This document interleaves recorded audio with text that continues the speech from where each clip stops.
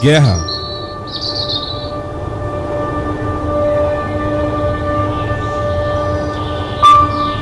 Estamos vivendo a guerra das emoções.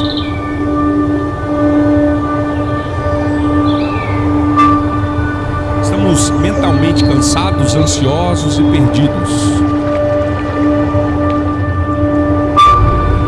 Estamos cansados, desanimados e sobrecarregados. Mas Deus nos chama a viver outra realidade. Uma realidade de paz e saúde.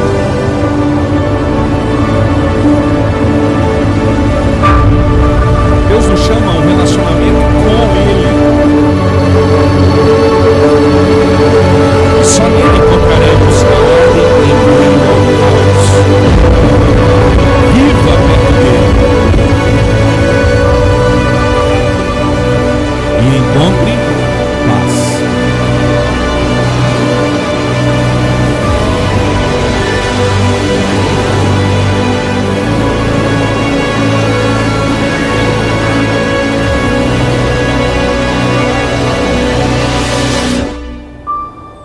Perto de Deus, longe da ansiedade.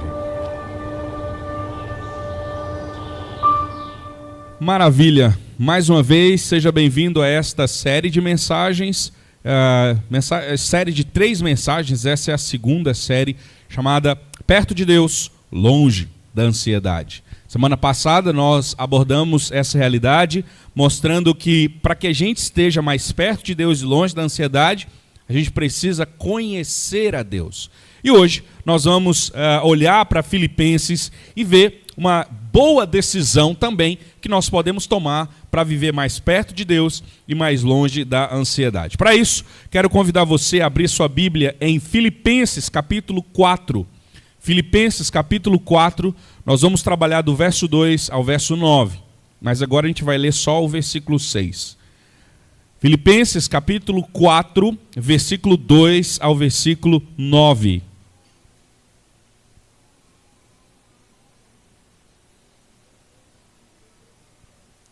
Filipenses capítulo 4, verso 2 a 9.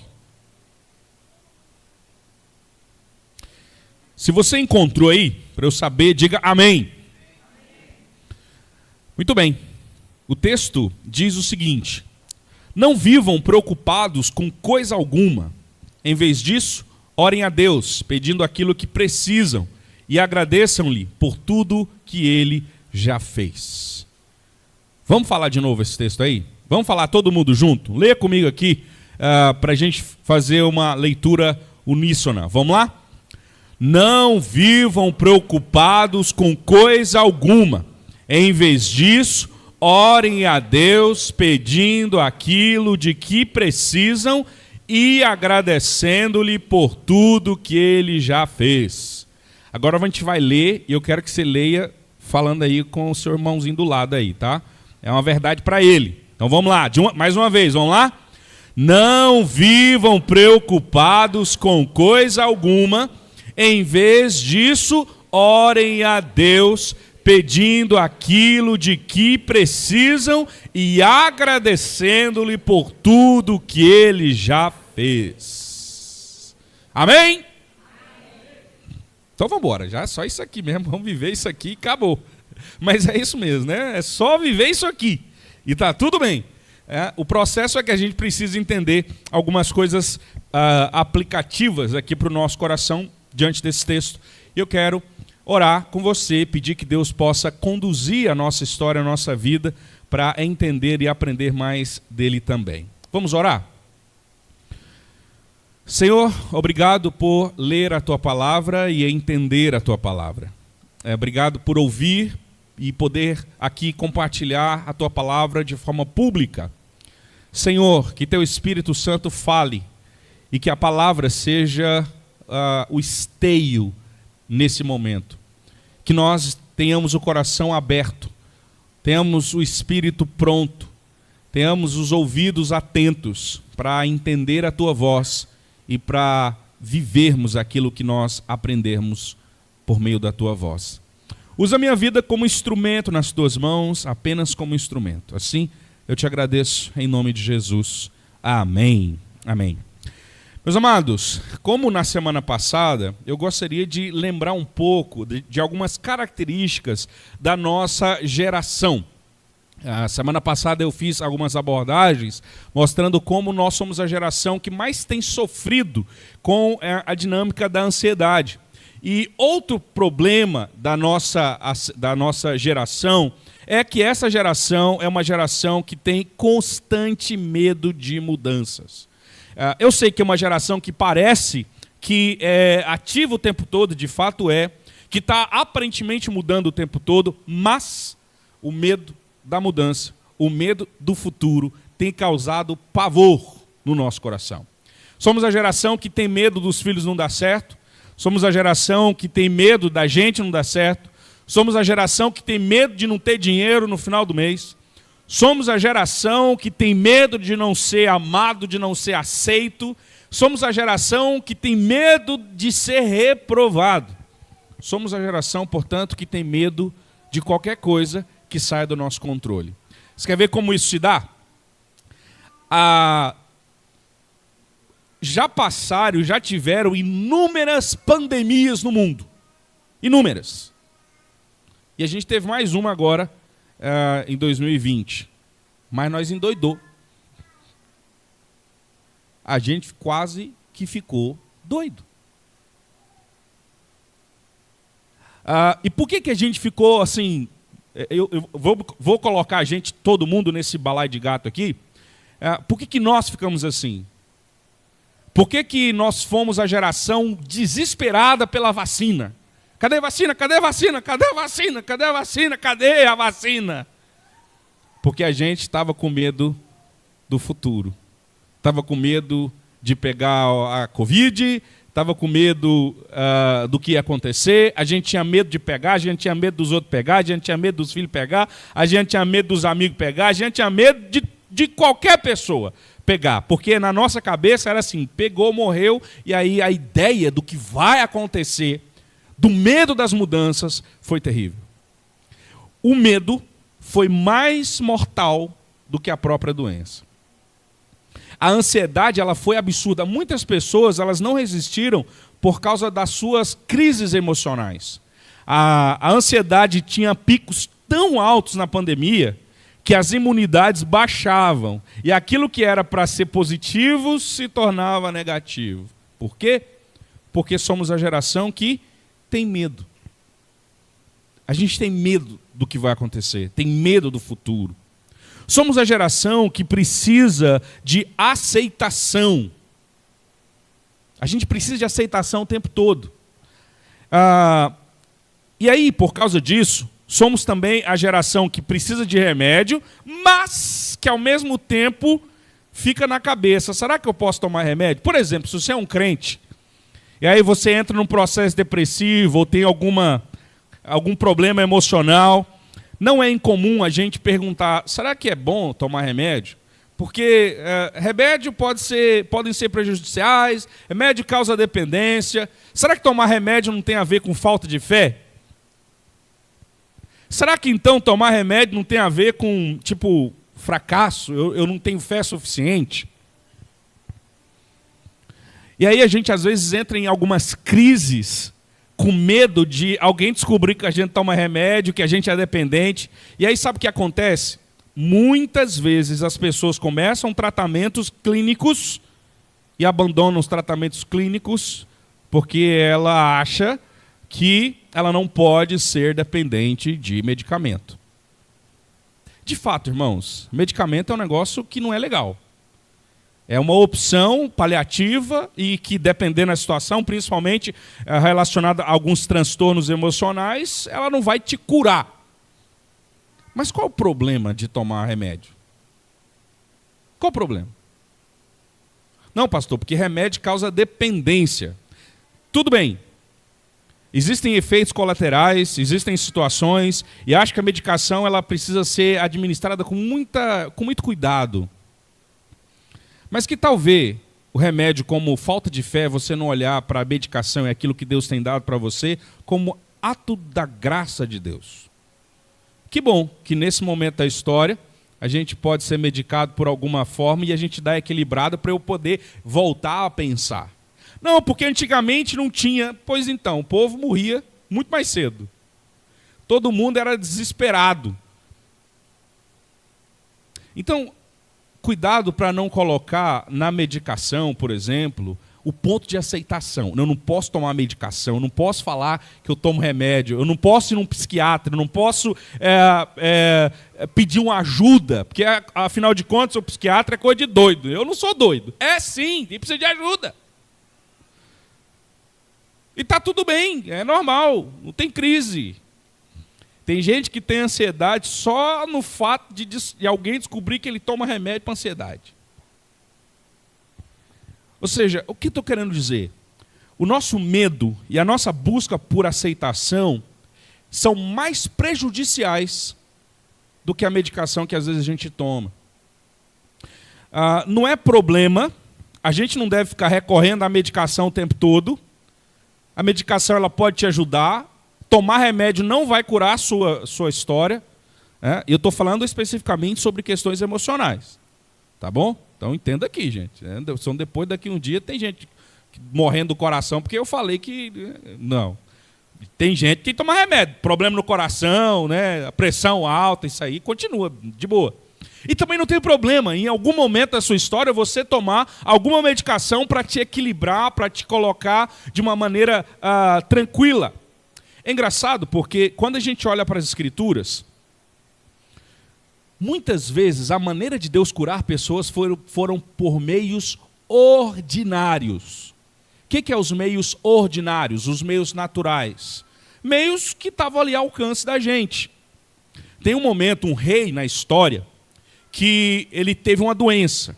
Aí, de repente, ele ia morrer. E aí o profeta vai lá e fala para ele, vai morrer. Aí ele chora e fala, não, Senhor, tal. Aí Deus fala, vai lá e fala para ele que ele vai ter mais 15 anos de vida. Olha que interessante. Era simplesmente o profeta dizer assim, você não vai morrer mais, tá? Pode ficar de boa. Não, mas ele manda pegar um remédio, passar na ferida, para curar. Ou seja, Deus podia fazer e fez, só que ele usou a medicação de forma natural. Ele ia morrer mesmo com remédio, mas Deus usou o remédio para ser eficaz. Deus usa médicos, Deus usa medicações. O que eu quero dizer com isso é, não precisa ficar com medo de pedir ajuda, se você precisa. O medo de pedir ajuda é mais prejudicial do que a ajuda em si. Não tem problema. Não está dormindo, está com dificuldade, está com problema. Meus irmãos, a gente precisa ser forte, a gente precisa ter opinião, a gente precisa ser ajudado, mas existem os meios comuns que Deus nos deu para que a gente possa andar. Remédio não é falta de fé. Não é. Então a gente precisa tomar cuidado com esse ponto da aceitação. A gente tem medo do futuro, medo de ser aceito, medo de não ser aceito, medo de ser rejeitado. A gente tem medo e começa a buscar, como eu disse semana passada, coisas erradas. Então a gente tem medo do que vai acontecer. A gente tem medo de ser reprovado, por isso a gente não quer ajuda, a gente não expõe, não fala das situações, não expõe as necessidades, não pede ajuda, não vai, não toma remédio, porque não posso tomar remédio, senão eu vou ficar dependente. Eu costumo brincar que é melhor um dependente sadio do que um independente louco.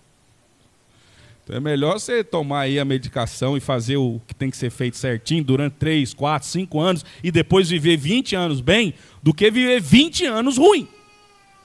Entende? É claro que esse assunto precisa ser abordado com muita cautela. Como eu disse, a medicação tem seus efeitos, problemas. Eu não vou ficar entupindo a minha vida de medicação. Eu só estou dizendo que, às vezes, o medo de alguém achar que a gente não tem fé ou de que a gente é fraco faz a gente não pedir ajuda, inclusive de coisas simples como medicação.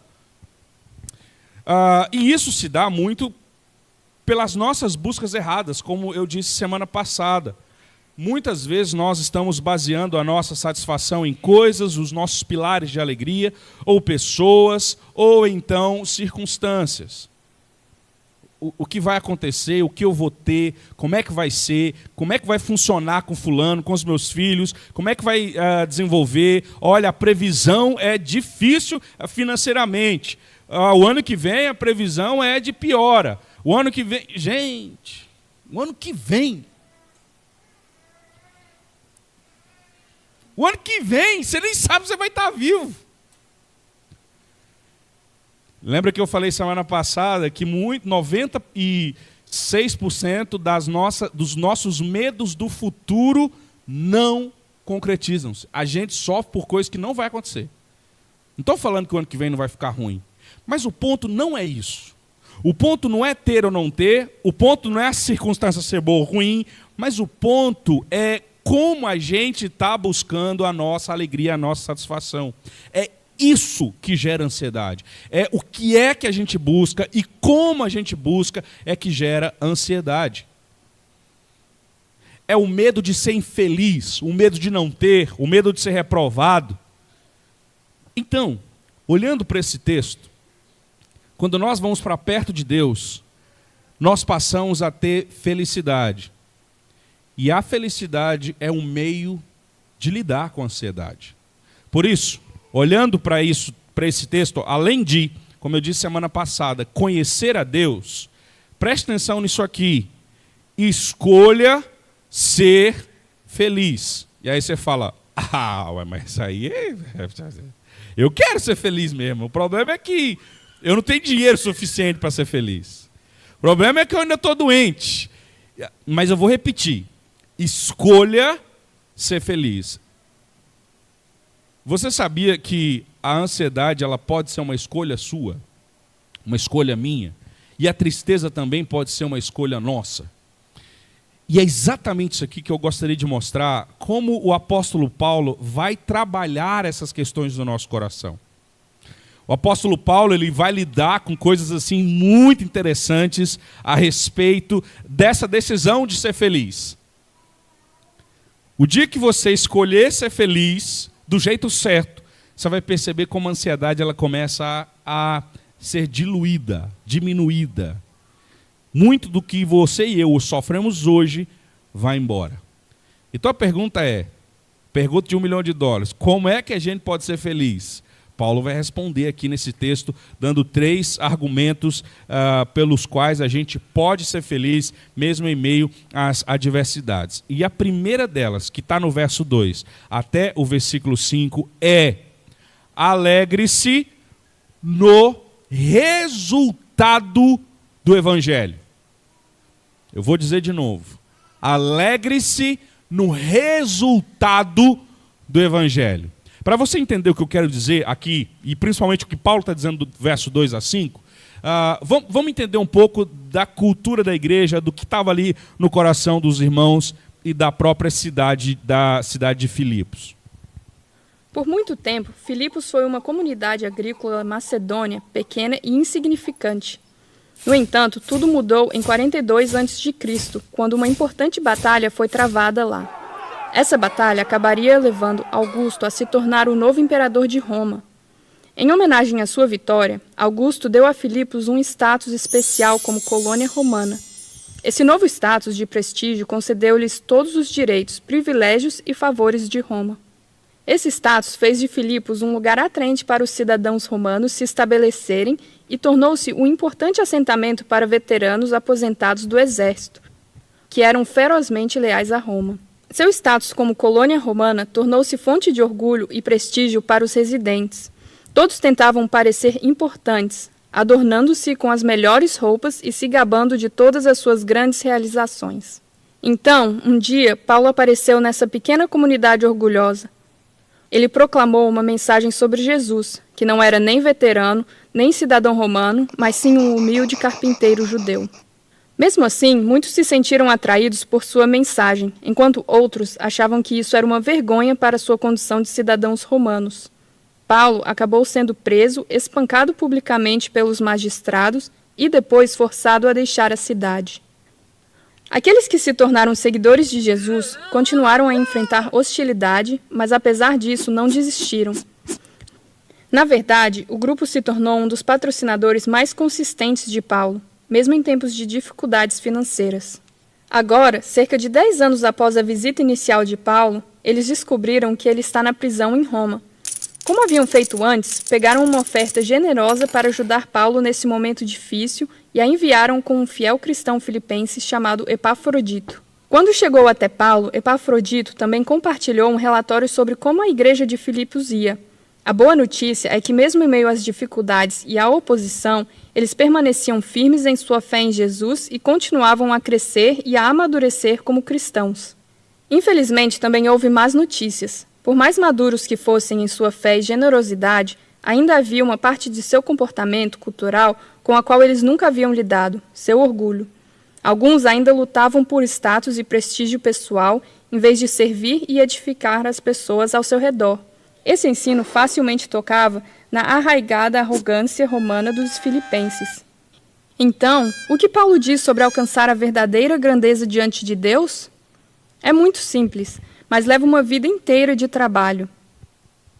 Olha só o que a gente está tendo aqui. Percebe o seguinte, a cultura daquela cidade, a dinâmica daquela cidade era a busca pela importância.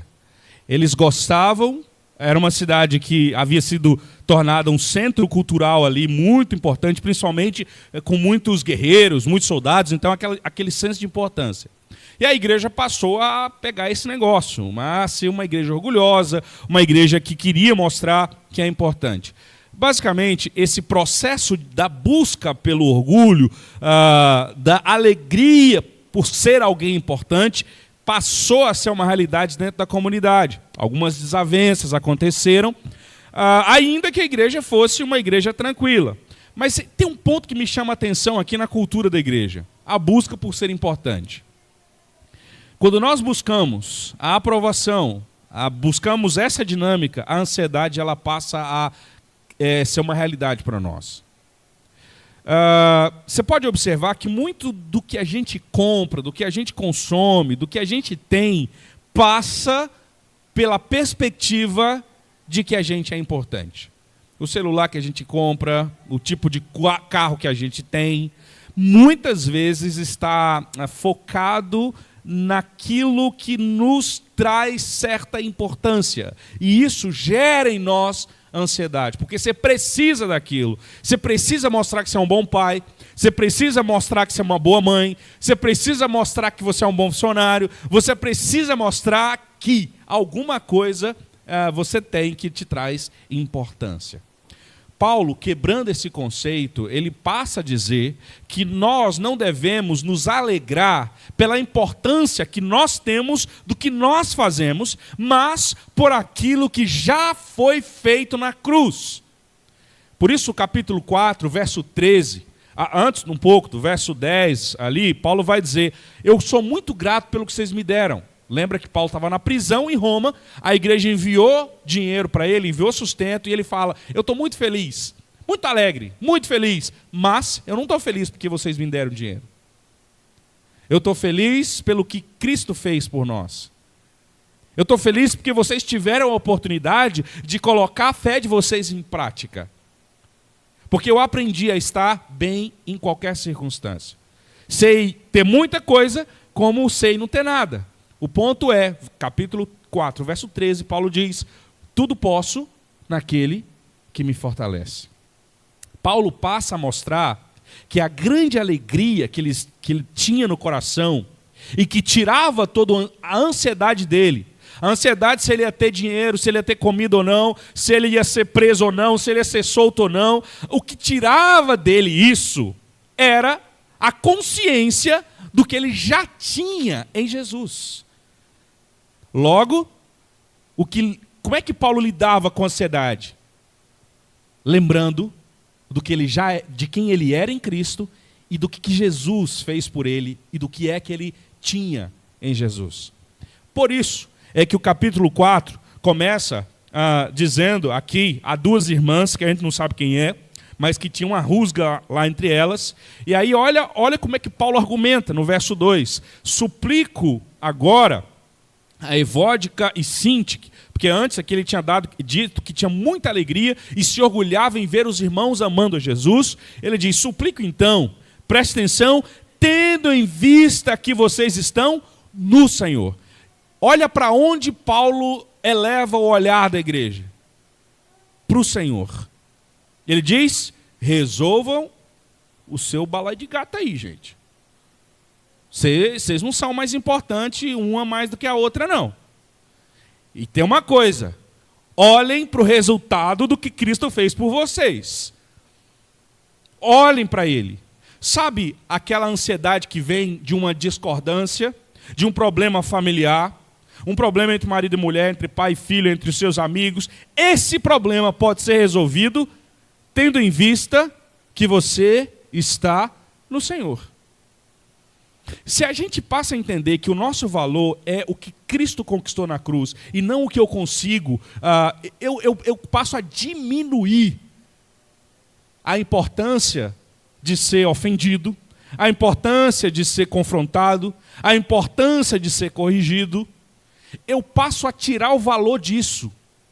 E aquela ansiedade que a gente fica desesperada para resolver os nossos problemas, para defender a nossa honra, vai embora. Então olha o que Paulo faz. Ele pede ao irmão, pastor, colaborador, que ajude as irmãs. Porque essas irmãs trabalharam arduamente com ele na propagação das boas novas e também com Clemente e outros irmãos colaboradores, e presta atenção, cujos nomes estão escritos no livro da vida. Ou seja, cujos nomes estão escritos para serem salvas no último dia. Cujos nomes estão escritos e nunca se apagarão. Basicamente, o que Paulo está dizendo é, a alegria, minhas irmãs, que nós temos que ter, não é que a gente vale mais ou vale menos, mas que a gente vai para o céu e ponto final. É isso. Se a gente passa por coisa boa, ruim, se a gente briga com o outro, se o outro briga com a gente, se a gente está certo, se a gente está errado, não importa. O que importa é o que a gente conquistou em Cristo. Ou melhor, o que foi conquistado por Cristo para nós. A alegria deles deveria ser o que foi conquistado por Cristo. E a igreja deveria ter alegria no que Jesus conquistou. E essa é a alegria do nosso coração. Por isso que Paulo vai dizer no versículo 4. Entendem o que Jesus fez? Então, alegrem-se sempre. Eu vou repetir. Alegrem-se no Senhor. Alegrem-se. Alegrem-se. Vocês têm a vida eterna. Alegre-se. O céu, se você crê em Jesus, é seu. O seu nome está escrito no livro da vida. Você tem o céu como graça para a sua vida. Alegre-se. Alegre-se, porque mesmo que tudo dê errado aqui, tudo já deu certo no Senhor. Alegre-se, porque mesmo que as coisas sejam difíceis aqui, mesmo que privações aconteçam aqui, mesmo que as doenças venham, mesmo que a tristeza venha, mesmo que a morte venha, vocês já venceram. Alegrem-se. Meus irmãos, o melhor lugar para você olhar em momentos de crise e ansiedade é para o céu. Sabe como o salmista diz sobre a sua ansiedade e seu medo? Salmo 121, ele diz, diante dos montes, e aí para você entender, lá nos montes, quando o povo estava indo da sua cidade para Jerusalém, essas montanhas, às vezes tinha montanha do lado direito, montanha do lado esquerdo, e aí nesses montes se escondiam lá pessoas para saltear, para roubar. Então ele está entrando naquelas montanhas, tem um corredor no meio, ele olha para as montanhas e fala, eleva os meus olhos para os montes, de onde me virá o socorro? Ele fala, que tem de trás desse monte aí, hein? Será que tem ladrão lá? Será que eu vou entrar? Será que eu vou sair? Será que eu vou ser surpreendido? Com o que pode acontecer? Será que um ladrão vai tirar a minha vida? Será que os meus bens vão ser roubados? A ansiedade vem. Será que vai dar certo? Será? percepção da realidade. Entendimento que é a paz que excede a percepção. Essa paz, ela faz você enxergar o que a realidade não te torna possível. Quando você começa, e essa é a dinâmica sempre dos salmistas, toda vez que eles estavam em angústias, eles voltavam o coração para o Senhor. Salmo 73, Asaf está bugado, chateado com o mundo. Ele fala, nada dá certo para mim, só para os ricos. E os ricos ainda te odeiam. Esses caras não sabem, parece que não estão nem no mundo dos mortais. É essa a expressão que ele usa lá. De repente ele fala assim, opa, para aí. Aí ele diz assim, eu fui lá para o templo, fui fazer a minha oração, então eu percebi que a maneira que eu estava enxergando as coisas é que estavam erradas. Logo, a percepção de Asaf muda. Ele passa a perceber como Deus sempre controlou todas as coisas, sempre cuidou de todas as coisas. É por isso que a oração que é feita quando a gente pede e a gente agradece, traz essa mudança de percepção. Quer lidar com a ansiedade? Peça ao Senhor e agradeça. A sua percepção das coisas vai mudar. Fala com o Senhor, aproxime-se do Senhor. E aí ele vai dizer então, a paz de Deus, que excede a percepção da realidade, vai guardar o seu coração e a sua mente. Onde é que está a ansiedade, gente?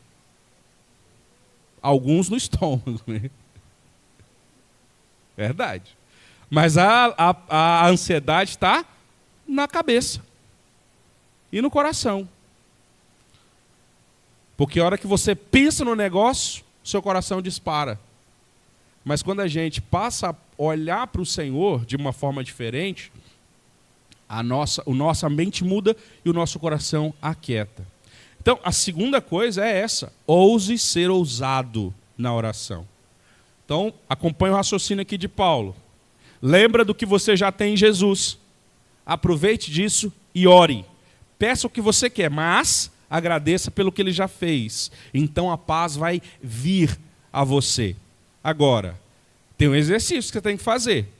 Terceira coisa, trabalhe sua mente. Lembra que ele disse, a paz de Deus que vai guardar o meu coração e a minha mente. Agora, trabalhe a sua mente. Como eu vou trabalhar a minha mente? Como eu vou lidar com esse negócio? Verso 8 e verso 9, Paulo responde, por fim o quê? Primeiro, eu sei que o céu é meu. Segundo, eu falo com Deus, orando, pedindo e agradecendo. Aí ele fala, fez isso? Muito bem. Agora, eu quero dizer só mais uma coisinha. Beleza? Andou aí? Concentrem-se. Foca. No problema? Na dificuldade? Na doença? Nos meninos? Foquem no quê? No que é verdadeiro, no que é nobre, no que é correto, no que é puro, no que é amável, no que é admirável. Pensem no que é excelente e no que é digno de louvor. Existe um processo que tem a ver com a dinâmica mental.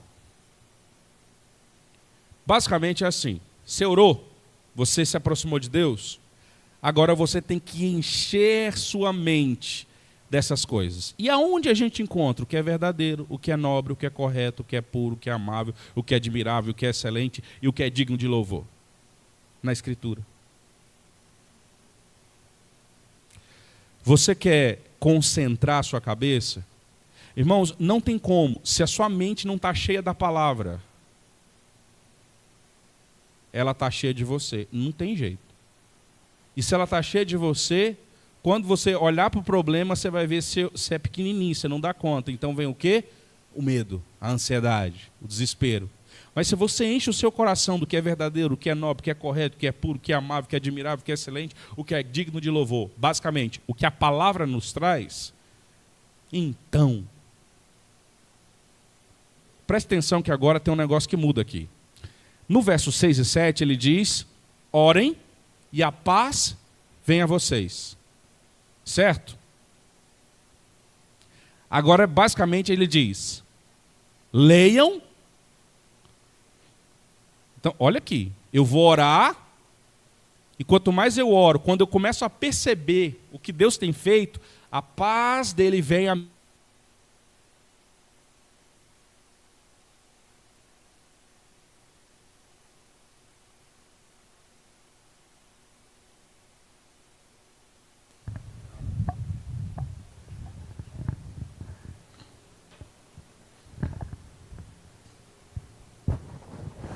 Pronto. Viu? Deus provê tudo. Onde que eu estava mesmo? Isso é coisa do capeta, gente, que faz isso aí. Olha só. Quando eu oro, a paz de Deus vem sobre mim. Certo? Quando eu leio, quando eu percebo essas coisas, eu passo a ver o quê? Verso 9 diz: continuem a praticar tudo que vocês aprenderam, receberam, tudo que vocês ouviram e viram, me viram fazer. Então, o Deus da paz estará com vocês. Agora, você não tem só a paz dele, você tem ele por completo. Sabe qual a dinâmica da oração e da mente trabalhada pela Escritura? É que quando eu leio, eu vejo Deus. Eu vejo Deus. E eu começo a visualizar Ele em mim, por meio daquilo que eu estou lendo. Eu estou lendo, agora terminando de ler Ezequiel. Meus irmãos, o Deus que Ezequiel fala é um Deus grande demais. Que coisa grande. Quando eu começo a perceber o Deus movendo um monte de nação, um monte de coisa, aquela coiseira toda, e ele diz assim, e tudo aconteceu, gente. A profecia que Ezequiel disse, aconteceu tudo. E aí é como se eu pudesse ver Deus fazendo todo aquele processo. Quando eu treino a minha mente com as Escrituras, quando eu trabalho a minha mente nas Escrituras, eu consigo perceber Deus. Eu consigo visualizar Deus. E assim, não só a paz dele vem sobre mim, mas ele próprio vem a mim. Eu visualizo quem ele é, o que ele é capaz. Por isso a gente precisa trabalhar a nossa mente. E trabalhar a mente não é aquele negócio assim, não, vai dar certo. Vai dar certo. Eu tenho certeza que vai dar certo. Não é pensamento positivo, é constatação da realidade. Toda vez que as pessoas do Antigo Testamento iam orar diante da sua ansiedade, sabe para onde eles apontavam? Para os atos de Deus no passado. Quando eles diziam, o Senhor foi o Deus que nos tirou da terra do Egito, da terra da escravidão, o Senhor abriu o mar vermelho, o Senhor nos deu posse nessa terra. Eles passam a olhar e visualizar Deus, e é isso que faz o coração deles aquietar. Quando Davi está ansioso, desesperado, lá, todo bugado, e ele olha para dentro dele e fala, por que você está abatida, minha alma? Confia em Deus. Veja Deus, percebe? Como Davi está vendo Deus aqui. É como se ele dissesse, não faz sentido você estar com isso, uma vez que Deus está aqui, olha para o que ele já fez, olha para como ele trabalha na sua história, olha para ele e então a sua mente é trabalhada. Não naquilo, vai dar certo, mas naquilo, Deus é real. Ele pode e muda quando quer, do jeito que quer. O ponto é, quando a nossa mente é trabalhada, o nosso coração descansa, a nossa alma se aquieta. E eu e você precisamos lembrar dessas três coisinhas aqui.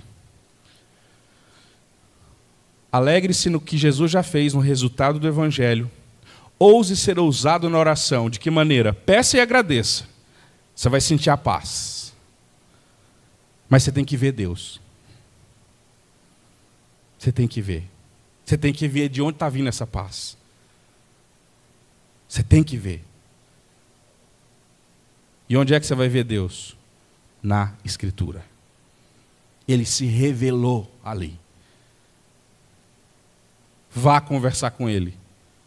Vá ouvir a voz. Vá ser abraçado por Ele. E lá na Escritura, trabalhe a sua mente. Deus disse mais de 380 vezes no Antigo Testamento: não tenha medo. Eu acho que ele estava falando sério.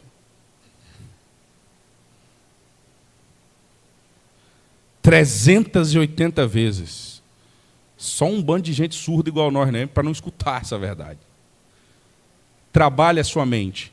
Então, a ansiedade venha, diga o que Deus disse para você. Não tem problema. Pode parecer doido, mas não tem problema. Não tenha medo. Deus está com você. Não temas. Eu é que sei que eu tenho a respeito de vocês. Eu é que planejei tudo. Todos os seus dias foram escritos e determinados por mim. Nada do que acontece na sua vida é fora. Eu estou só citando a Bíblia aqui, irmãos. Entende? Esse é o processo. E é aí que a gente trabalha a nossa mente. Então, de novo, como é que eu vou ser feliz? E aí, esse é o ponto. Porque a felicidade não tem a ver com a circunstância. Não tem a ver com o fato de você ter conquistado algo ou não. Tem a ver com a sua percepção. Você sabe que no final Deus continua sendo Deus. Nós não cantamos isso aqui agorinha. Se Deus fizer, se Ele não fizer, se a saúde vem, se não vem, pronto. É isso. Então, lembre-se do que você tem em Cristo, do resultado do Evangelho. Ouse ser ousado na oração e passe a trabalhar a sua mente. Sua mente tem que ser enxurrada, lotada com a verdade da Escritura. Um sermãozinho de 40 minutos vai resolver o parangolé seu não, viu? Adianta não, vai ler Bíblia. Vai para a Escritura. Vai para a Bíblia. Isso vai mudar a nossa realidade. Bom, o que fazer diante disso? Eu já disse, né? Leia a Bíblia e faça oração. Pronto. Gente, de novo, pode parecer muito simplista tudo isso. Mas isso é muito sério. A percepção do que nós temos, a percepção do que Deus já fez e a percepção de quem Ele é, traz graça ao nosso coração. Você quer ver um texto que você poderia decorar para lidar com a sua ansiedade? E aí fica o desafio. Semana passada eu dei o desafio para você escrever lá o que está te trazendo ansiedade. Algumas pessoas me mandaram mensagem assim: pastor, nem eu sabia que eu era doido desse jeito. Eu fui percebendo coisas que, né? E isso é positivo. Mas decore Romanos 8,32. Se Deus não poupou sequer o seu próprio filho, antes entregou ele por nós, não nos dará com ele gratuitamente todas as coisas? A gente tem que crer nisso aí. Por isso, o que fazer? Aprenda a meditar na Escritura. Mas também use os meios naturais da graça de Deus. Se precisar tomar remédio, irmão, toma remédio, procura ajuda, e aleluia, glória a Deus, e está tudo bem. Está tudo bem. Não é falta de fé, não. Você só não pode acreditar que o remédio vai resolver a sua vida. Não vai. Mas ele pode te ajudar bastante para você dar uma equilibrada assim, pelo menos para você aprender a pensar. Tem gente que, às vezes, a gente está tão ruim, gente, que a gente não dá conta nem de ler nem de orar. Como é que você faz? Aí é um remedinho. Rivotril, às vezes, é bom. De Jesus. Entendeu? Sertralina é uma benção para essa igreja. Eu vou pegar aqui, ó, tem uma galerona usando aqui. É benção, irmão, graças a Deus. Dá uma ajudada no negócio aí. E louva a Deus quando você tomar seu remédio. E ser obrigado pela fabricante desse negócio aqui, que é uma benção para a minha vida. Mas me ajuda logo a acabar com isso aqui. Eu quero aprender. Mas é um processo e está tudo bem. Não tenha medo de apresentar seus anseios a Deus. Fala com Ele. Aprenda a fazer guerra com a sua mente. E aí tem uma coisa que precisa acontecer. Jogue fora os gravetos inflamados do medo. Para de ficar perguntando e se. Se você ficar com esse se, isso é como um graveto. Pensa assim, ó, pensa na seguinte ilustração. Existe um fogo ali, uma fogueira. O e se, aí ela está apagando. O e se é um pedacinho de madeira, de pau, que você joga na fogueira. E se? E se? Como é que vai ser? E se? Sabe que dia que aquele fogo vai acabar? Nunca. Então, como é que você responde? Pastor, mas os treinos não dou conta, eu não controlo. A hora que eu ver, eu estou falando. Não é assim? A hora que eu ver, eu estou perguntando. Muito bem, lembra do que eu disse na terceira coisa? Trabalhe sua mente. A hora que você perguntar para você, e se? Como é que eu vou jogar fora o graveto inflamado? Se você vai perguntar, mas e se isso, e se aquilo, e se não der certo, e se... E... Você vai parar igual Davi e fala, para, bicho, ficou doido? Lembra? Pode dizer em voz alta. Para o povo não achar que você é doido, vai para o banheiro e fala lá. Ei, lembre-se que Deus já está lá na frente. Pode falar, não é problema não. Diga para você o Deus que você viu. Diga. E se acontecer, e se não der certo, Deus já está lá. E aí você pode dizer, aquieta a minha alma. Aquieta. E aí você pode dizer, Senhor, aquieta a minha alma. Ela não quer ficar quieta aqui, ela quer tomar o controle, Senhor. Diga para ela que o Senhor manda. Isso é conversa com Deus. Para de jogar gravetinho no fogo da ansiedade. Ele vai continuar. Finalmente, aprenda a ver a vida além de você mesmo. Lembra, a paz de Deus muda a percepção, o entendimento da realidade. Você não está no centro do universo, Deus está. Mas só tem uma coisa para tudo que eu falei fazer sentido na sua vida, e ela é, você precisa receber o Senhor Jesus como seu único e suficiente Salvador. Se Jesus não for o seu Senhor e Salvador, se você não crê que Ele morreu por você, que Ele pagou o preço pelos seus pecados, que te deu vida eterna, nada do que eu falei vai fazer sentido, você vai ficar doidão ainda. Vai continuar ansioso. Por isso, o que vai realmente transformar a nossa ansiedade é olhar para o nosso Senhor único e Salvador. E eu quero convidar você a orar comigo nesse momento. Peça ao Senhor que trabalhe seu coração, que tire de você a ansiedade, que te ajude a ser feliz. Como eu vou ser feliz? Lembrando que eu já tenho o céu, ou seja, lembrando que do resultado do Evangelho. Segundo, orando, sendo ousado na oração. Terceiro, trabalhando a minha cabeça, a minha mente, pela Escritura. Pela Escritura. Eu quero orar, e eu quero que você ore. Eu vou colocar uma canção aqui, ela diz o seguinte: lá eu sei que Deus está, além do horizonte, lá eu sei que Deus está. Talvez você precise escutar essa canção nos dias de ansiedade. E se? Não importa, lá eu sei que Ele está. Vamos escutar essa canção, depois a gente vai orar, ou vai pedindo a Deus aí que traga a felicidade ao seu coração por meio da confiança do resultado do Evangelho, salvação, céu, por meio da oração e treinando, trabalhando sua mente. Lá, no fim do horizonte, no canto mais distante lá, a tua mão está. Lá, acima do universo, nas linhas de um verso lá, a tua mão está.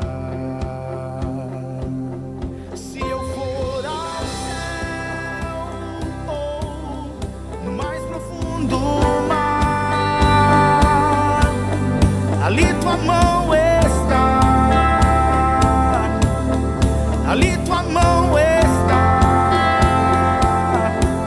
Nem sempre eu posso ver, mas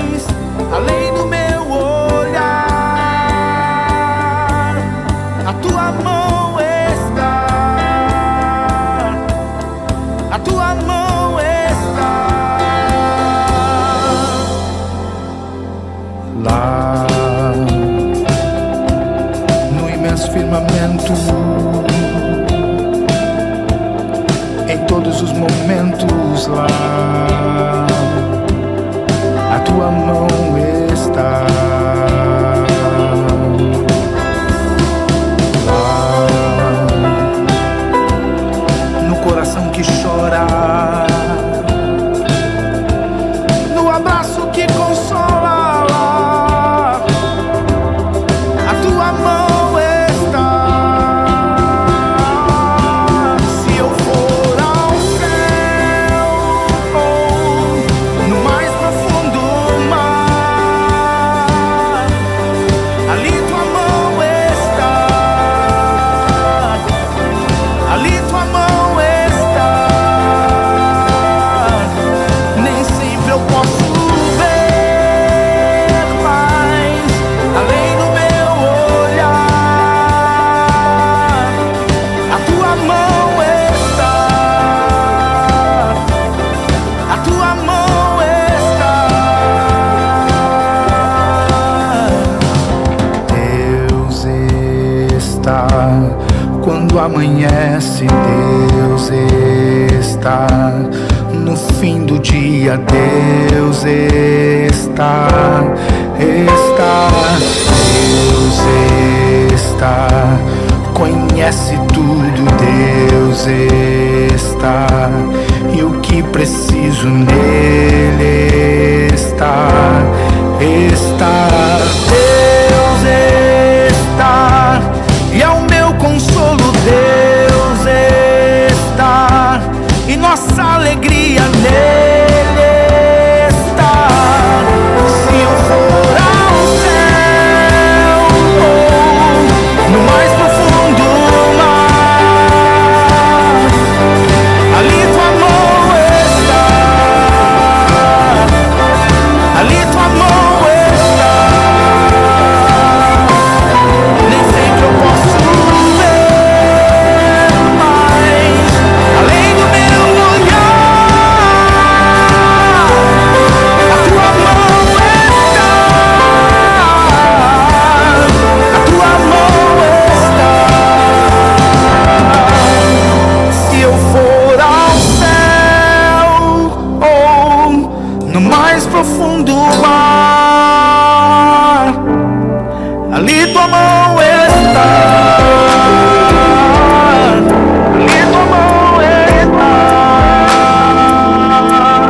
Nem sempre eu posso ver, mas além do meu olhar, a tua mão está, a tua mão está.